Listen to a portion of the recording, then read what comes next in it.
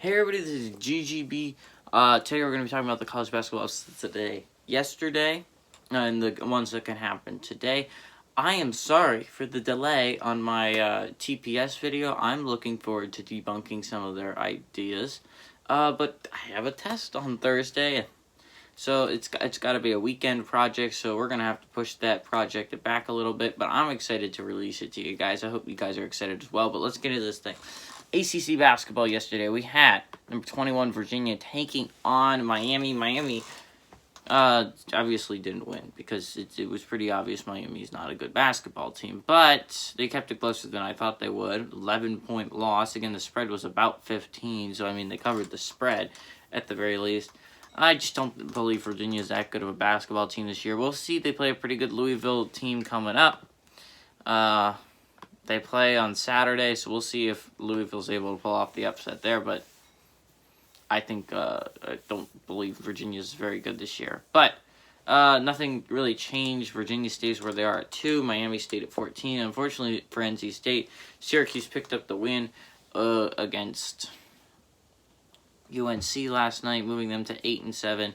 NC State still sits at 8-8. Right now, if the season ended today, they'd be stuck playing Georgia Tech first round.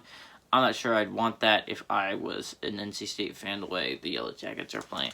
But moving on to the Big 12, Oklahoma State pulled off the upset of the day yesterday. Underdogs by 3 points. The spread changed from when I picked last night. And Oklahoma State pulled it off, moves to 10-6. Texas now sits in 5th place in the Big 12. This is sort of the police. I'm excited. That's really all that changed yesterday. Oklahoma fell a drastic amount from 4th place to 6th place, which is disappointing for them. But they still have a chance to come back. They play Texas on Saturday. But let's get into the basketball games of the day. We have about 7. We have 8 ranked opponents, 7 games with ranked teams in them. But let's start in the Big 12. We have at 4 o'clock, number 3 Baylor traveling to number 6 for West Virginia. Baylor's favored by 4 points in this game on ESPN. At 6 o'clock, we have TCU traveling to number 18 Texas Tech. Texas Tech's favored by 13 points on ESPN Plus. At 6 o'clock, we have number 15 Texas traveling to Iowa State, with Texas being favored by 11.5 points on ESPN Plus. And at 8 o'clock, we have number 25 Wisconsin traveling to number 23 Purdue. Purdue's then favored by Dang it. No, we only have 3 Big 12 basketball games. I started talking about a Big 10 basketball game there. I'm sorry, my mind slipped. So, technically speaking, Baylor can still lose this conference. I mean, it's not like SEC, where Alabama already has it locked up. Baylor still has a chance to lose this thing. They have 3 games left to play. If they were to lose all 3, which they just need 1 win to lock up the conference, if they lose all 3 and West Virginia wins their next 3, West Virginia wins the conference. So that's a good thing if you're West Virginia. Now, on the other hand, Baylor just needs to beat one of the 3 teams, but unfortunately for them, all their next 3 opponents are ranked with them playing West Virginia, Oklahoma State, who's been very hot recently, and number 18 Texas Tech. So, it's very interesting to look at going forward.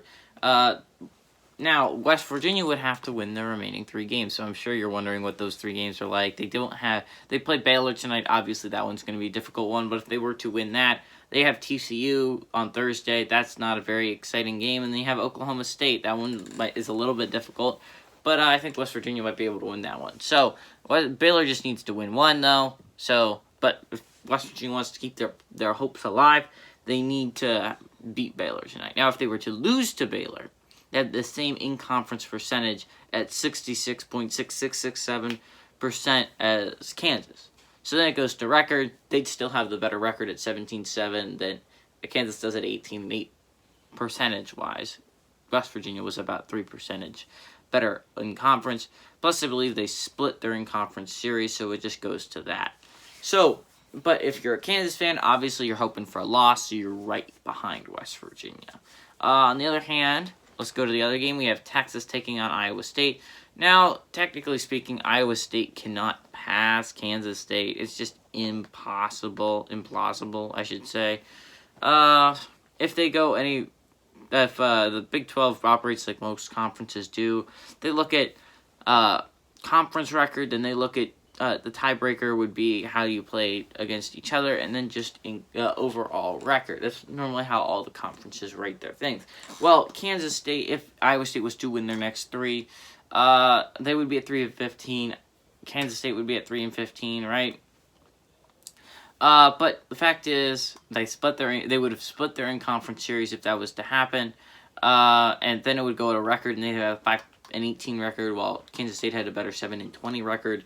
So, I think, unfortunately for Iowa State, you're pretty much locked into this position. Texas, on the other hand, would have lost, and a Texas Tech win would fall to 6th place, which is not great. But if you're a Texas Tech fan, you're obviously hoping for Iowa State to pull off the upset tonight, so you can rise out of that spot. Because right now, if the season was to end today, and it only ends in about a week, there's only about 2 or 3 more games left to play, so it's getting very close to being finalized here.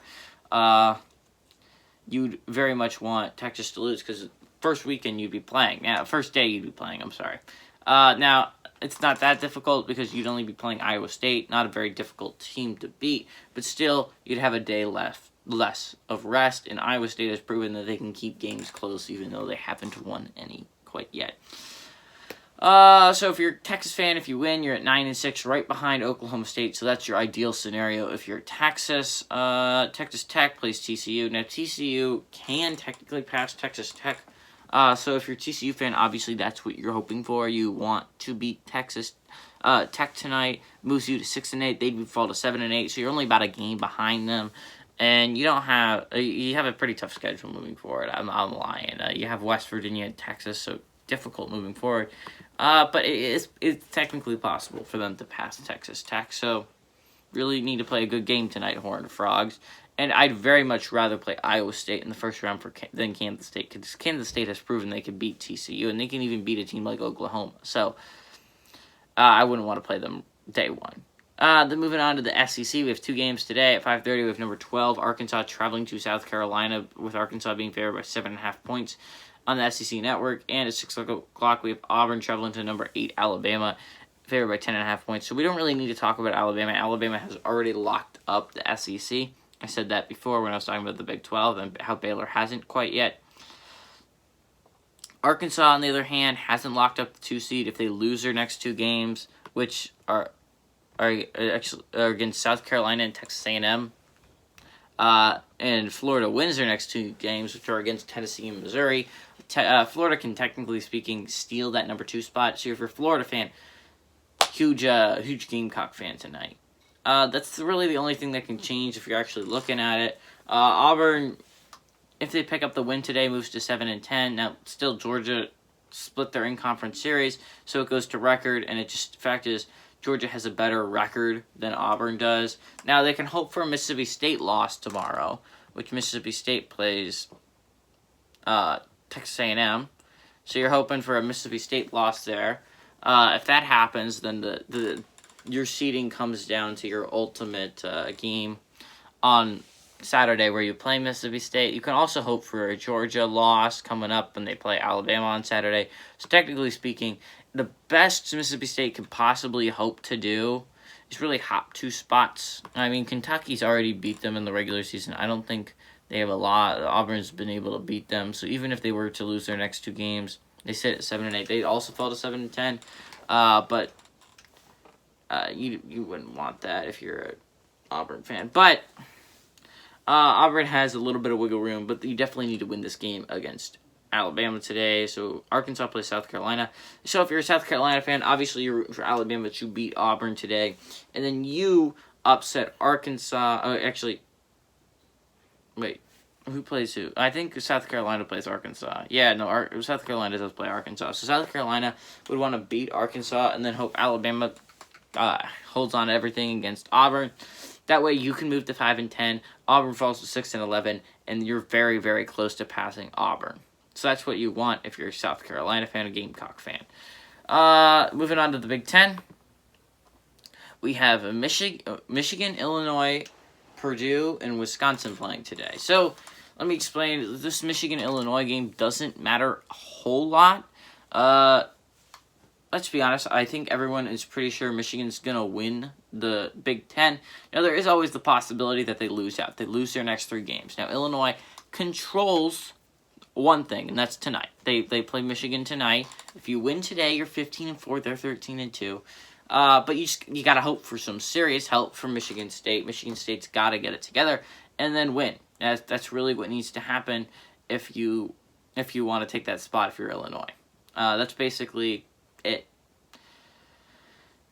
That's the Michigan-Illinois game. Now, looking at the Purdue-Wisconsin game, Purdue sits at 11-6. So, if you're a Purdue fan, obviously you hope you win this game. Moved to 12-6. You don't have the win exactly. You don't have the wins overall. It would just be 17-8. You wouldn't be able to move past Iowa, who sits at 18-7. But you'd be very close to them. You just gotta hope for an Iowa mishap coming up. You could hope they mess up against Nebraska, who's looking decently good, and then you can hope they mess up against Wisconsin on Sunday. But that's what you really need to hope for if you're a Purdue fan. Now, you have Purdue loss would fall to 11-7, right? And that's what you're hoping for if you're an Ohio State fan. You're obviously hoping for a Purdue loss. That way you can move back to 4th place at the very least. You don't want to play the second day. Oh, the cool thing about the Big Ten is if you're one of the top 4 teams, you don't have to play the first or second day. You get to wait for the third day to play. You only have to play, I'm pretty sure, 2 games to get to the championship game. Wait, yeah. Yeah, I'm pretty sure that's how the tournament works out. You have to play the team that comes out like 8 or 9, and then you have to play one more in the semifinals. So you get to play, you just automatically go to the quarterfinals, which is very good if you're a Michigan, Illinois, Iowa, or Purdue fan. That's because that's where they sit already. But if you're a Ohio State fan, obviously you'd love a Purdue loss here, so you can move into that 4th spot. Ohio State has to play Illinois coming up, so that's going to be a difficult team to beat. And I think it's possible that we just see Ohio State stay in this 5th spot. But obviously, if you're an Ohio State fan, obviously you would love the Purdue loss here. Now, if Wisconsin is to lose this game, this is the thing that Maryland's hoping for. If Wisconsin was to lose this game against Purdue, they fall to 10-9. Now, and 16-10 overall. Now, if Maryland beats, who do they play? They play someone tomorrow. They play Northwestern tomorrow. I just remember it, in Northwestern at 8 o'clock. Now, if Maryland's to beat Northwestern, they've moved to 10-9 as well, with a 16-10 record. Then it goes to the tiebreaker, which is the games against each other. Now they split that regular series, so I had to look that up, see what's the tiebreaker after that. And it is, in fact, if you look at, you just go to the team at the top. So what's Wisconsin and Maryland's record against Michigan? They both lost both their games. But now, if you look at Illinois, Wisconsin was never able to beat Illinois, but Maryland was able to beat Illinois. So, just looking at that, even though they went through 3 tiebreakers, the 4th tiebreaker would result in Maryland passing Wisconsin. Now, after that, there's still 1 game left, so it's not a big deal if you're Wisconsin. You just got to hope Penn State or Northwestern upsets Maryland, or you just win. Just win against Purdue tonight. But either way, I think it's going to be a very interesting night. So who does GGB think is going to pull off the upset of the day? And I hate to do this, and I absolutely do hate to do it, but I got to pick Wisconsin, guys. It's so close to Purdue. Number 25, Wisconsin, at number 23, Purdue. And Wisconsin's not a horrible team. If you actually watch them play basketball, they're a pretty good team. They just don't have closing power, which is I always thought was going to be their strength this year, because they have really a whole bunch of seniors. They should be able to be pretty good at closing, but they just haven't been able to close out games. I'm going to hope they close out this one. I'm sitting at 1.5 points. If I get this one, I'll sit at 2.5 points. I'll be happy heading into Wednesday. Hey, everybody, this is GGB saying adios, amigos, and go Badgers.